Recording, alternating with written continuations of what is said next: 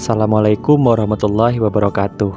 Hai, ketemu lagi bersama kita di dalam acara Latsar CPNS PPSDM Regional Bandung Angkatan 19 Kelompok 2. Di sini saya Rofiq Rapsanjani, kemudian Muhammad Agisni Basrah, Ikra Wahyu Pratama, dan Sri Wahyuni. Di sini kita akan menjelaskan tentang desain dan mind mapping implementasi WOG khususnya di Kabupaten Garut. Yang pertama, saya akan membahas apa itu WOG atau Whole of Government. Di sini ada beberapa definisi terkait Whole of Government. Yang pertama ialah moda pelayanan publik yang bekerja lintas sektor untuk mewujudkan tujuan bersama pada respon atau hasil dari pemerintahan yang terintegrasi. Yang kedua ialah WOG ditekankan pada pengintegrasian upaya-upaya kementerian atau lembaga pemerintah dalam mencapai tujuan-tujuan bersama. Terdapat beberapa alasan yang menyebabkan mengapa WOG menjadi penting dan tumbuh sebagai pendekatan yang mendapatkan perhatian dari pemerintah. Pertama adalah adanya faktor-faktor eksternal seperti dorongan publik dalam mewujudkan integrasi kebijakan, program pembangunan dan pelayanan agar tercipta penyelenggaraan pemerintahan yang lebih baik. Selain itu, perkembangan teknologi informasi, situasi dan dinamika kebijakan yang lebih kompleks juga mendorong pentingnya WOG dalam menyatukan institusi pemerintah sebagai penyelenggara kebijakan dan layanan publik. Kedua, terkait faktor-faktor internal dengan adanya fenomena ketimpangan kapasitas sektoral sebagai akibat dari adanya nuansa kompetisi antara sektor dalam pembangunan.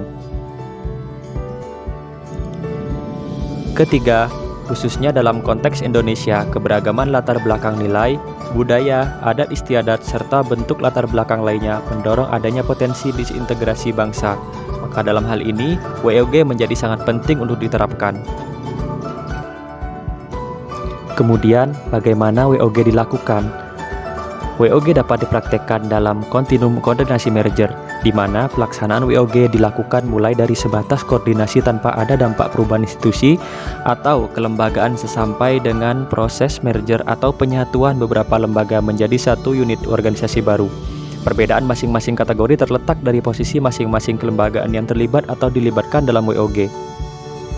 Selanjutnya, penerapan WOG dalam pelayanan publik. Yang pertama, pelayanan yang bersifat administratif, yaitu pelayanan publik yang menghasilkan berbagai produk dokumen resmi yang dibutuhkan warga masyarakat seperti dokumen yang meliputi KTP, status kewarganegaraan, dan lain-lain. Yang kedua, pelayanan jasa, yaitu pelayanan yang menghasilkan berbagai bentuk jasa yang dibutuhkan warga masyarakat seperti pendidikan, kesehatan, ketenagakerjaan, dan lain sebagainya. Yang ketiga, pelayanan barang, yaitu pelayanan yang menghasilkan jenis barang yang dibutuhkan warga masyarakat seperti jalan, perumahan, jaringan telepon, dan lain-lain. Yang keempat, regulatif, yaitu pelayanan melalui penegakan hukuman dan peraturan perundang-undangan maupun kebijakan publik yang mengatur sendi-sendi kehidupan masyarakat. Selanjutnya, pola WOG dalam pelayanan publik. Adapun berdasarkan pola pelayanan publik juga dapat dibedakan dalam 5 macam pola pelayanan. Yang pertama, pola pelayanan teknis fungsional, yaitu suatu pola pelayanan publik yang diberikan oleh suatu instansi pemerintahan sesuai dengan bidang tugas, fungsi, dan kewenangannya. Yang kedua, pola pelayanan elektronik, yaitu pola pelayanan yang paling maju dengan menggunakan teknologi informasi dan komunikasi yang merupakan otomasi atau otomatisasi pemberian layanan yang bersifat elektronik atau online sehingga dapat menyesuaikan dengan keinginan dan kapasitas masyarakat pengguna.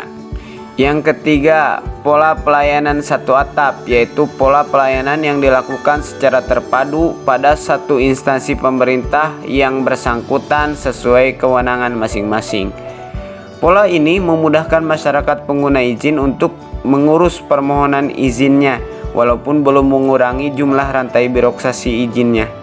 Yang keempat, pola pelayanan satu pintu yang merupakan pola pelayanan masyarakat yang diberikan secara tunggal oleh suatu unit kerja pemerintah berdasarkan pelimpahan wewenang dari unit kerja pemerintah terkait lainnya yang bersangkutan.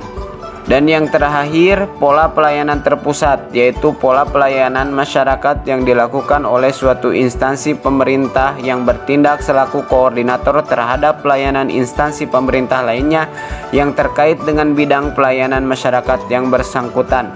Pola ini mirip dengan pelayanan satu atap dan pelayanan satu pintu. Perbedaannya tergantung pada sejauh mana kewenangan koordinasi yang diberikan kepada koordinator.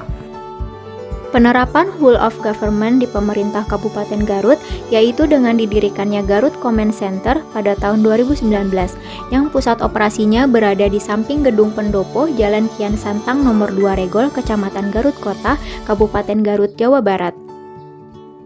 Garut Command Center sendiri merupakan ruangan pusat visualisasi dan integrasi data, baik yang diperoleh melalui online, offline, internal maupun eksternal yang disajikan secara bersamaan di sebuah layar lebar video wall. Fungsi Garut Command Center yang terkenal adalah sebagai monitoring room untuk mengawasi keamanan serta ketertiban umum. Selain itu, Garut Command Center juga membantu mempermudah jalannya koordinasi, komunikasi, kendali dan informasi antar unit kerja di lingkup Pemkab Garut yang dapat menghasilkan respon cepat melayani masyarakat dalam hal keamanan, kebencanaan, pelayanan publik, penanganan pengaduan dan pelaporan layanan publik, serta kehumasan. Nah, telah dijelaskan nih pada bagian sebelumnya bahwa Garut Command Center bertujuan sebagai pusat koordinasi, komunikasi, kendali, dan informasi. Lalu, apa saja sih layanan-layanan yang tersedia di Garut Command Center? Nah, pada dasarnya, Garut Command Center adalah sebuah pintu masuk bagi layanan-layanan lintas instansi di Kabupaten Garut. Melalui Garut Command Center, masyarakat bisa menanyakan informasi terkait pelayanan instansi di Kabupaten Garut.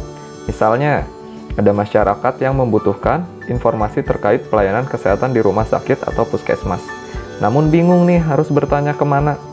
Nah, masyarakat tersebut bisa langsung menghubungi Garut Command Center yang nantinya akan langsung menghubungkan penanya ke instansi terkait. Contoh lainnya adalah masyarakat bisa melaporkan kejadian bencana yang terjadi di sekitar lokasinya berada. Nanti Command Center lah yang akan menghubungkan pelapor tadi langsung ke instansi terkait, dalam hal ini Badan Penanggulangan Bencana Daerah. Apalagi di era pandemi COVID-19 ini nih, Garut Command Center memiliki peranan yang penting di dalam penanganan COVID di Kabupaten Garut. Karena Garut Command Center inilah yang menjadi pintu masuk dan keluarnya informasi terkait COVID-19.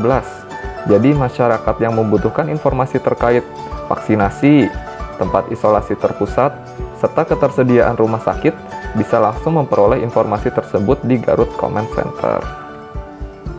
Demikianlah jenis-jenis layanan yang tersedia di Garut Command Center sebagai salah satu wujud penerapan whole of government dengan potensi lokal di Kabupaten Garut. Dengan satu tujuan, yaitu menghasilkan pelayanan terbaik dan respon cepat melayani masyarakat dalam hal keamanan, kebencanaan, pelayanan publik, penanganan pengaduan dan pelaporan, serta kehumasan. Berbagai informasi terkait Kabupaten Garut dapat diakses pada akun-akun media sosial Garut Command Center, serta di website Garut Command Center yaitu www.mediacenter.garutcap.go.id.